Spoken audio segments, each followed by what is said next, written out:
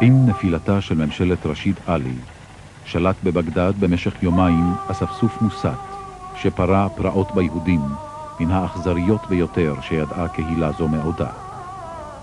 אלה היו 2 ימי חג השבועות, 1 ביוני ו2 ביוני 1941. הקהילה היהודית הופתעה, אף כי היו סימנים רבים שבישרו את בו הפרעות.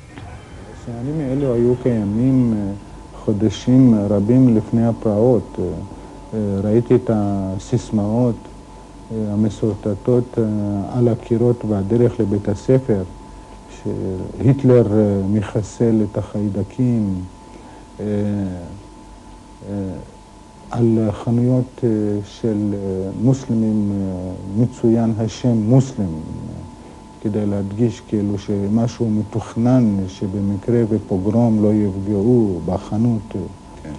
מה עוד שמעתי את ההערות, ההתנכלויות האישיות, כל החיכוכים והתעמולה, גם ברדיו המקומי וגם כל ברלין בערבית, שהכינו אותנו והכשירו את הקרקע לבאות. אז שבא לנו הידיעה שיד נסתרת סימנה את הדלתות של בתי יהודים באדום.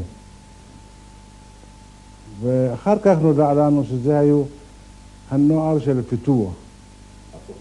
הסופים. לא, זה נוער מיוחד שאומנו לפי מתכונת של הנוער של היטלר. ואני בתור מזכיר העדה יצאתי לבדוק את העניין. באמת ראיתי שהרבה בתים של יהודים דווקא סומנו באדום בחמסה, מה שאומרים לזה. במשך חודש המלחמה גברו ההתנכלויות ליהודים, גם ובייחוד באזורים שמחוץ לבגדד.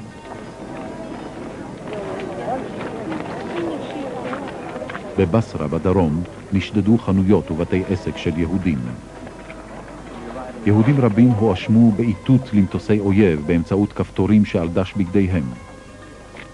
זה היה למעשה איתות ליהודים על הסערה, הקריבה ובאה. יונס א-סבעאוי, שר פרו-נאצי בממשלת רשיד עלי, הכריז על עצמו כעל מושל בגדד.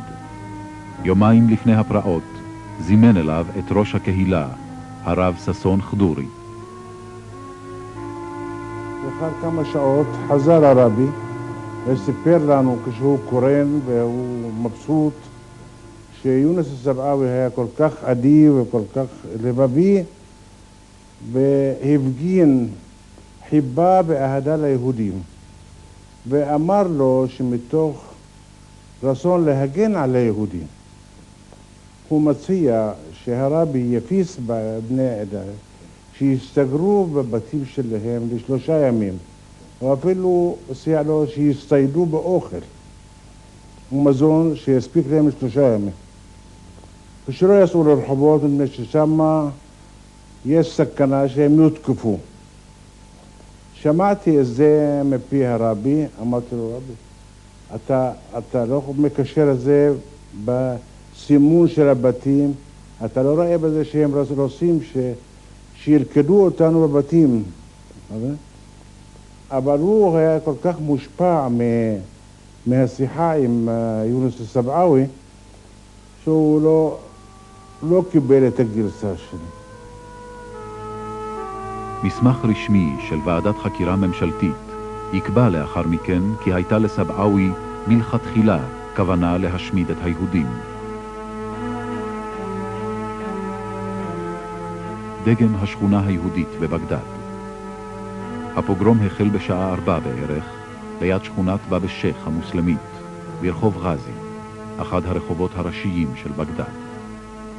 עצרו אותנו בבאב א-שייח המונים של אנשים משולהבים עם גרזינים, סכינים, וראיתי שבאוטובוס שלפניי עצרו אותו והתחילו להוריד ממנו אנשים, ואז תפסתי שמשהו מסוכן מתרחש,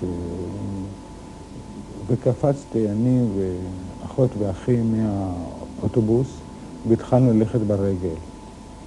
וחזינו במראות הזוועה שהתרחשו, איך שהורידו את היהודים ורצחו אותם.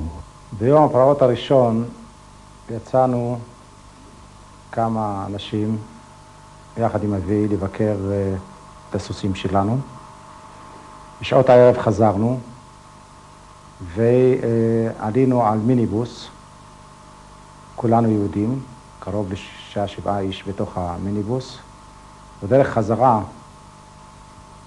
עצרו אותנו ברחוב הראשי בשער אגאזי, קהל מתפרע, הורידו את השותף של אבא שלי, שמו מאיר חלף, מהאוטו, הוא ישב ליד הנהג, והתחילו להנחית בו מכות.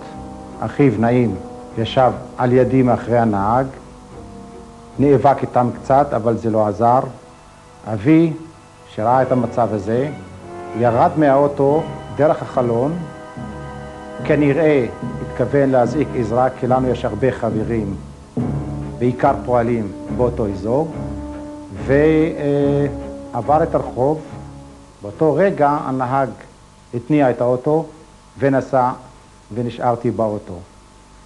ומאז אנחנו לא ראינו אותם, ולנו אין ספק שהם נרצחו.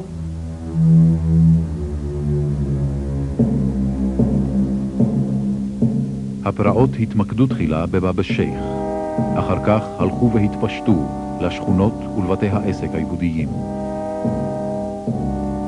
השתתפו בהן אספסוף מוסת וחיילים מובסים שחזרו מן החזית.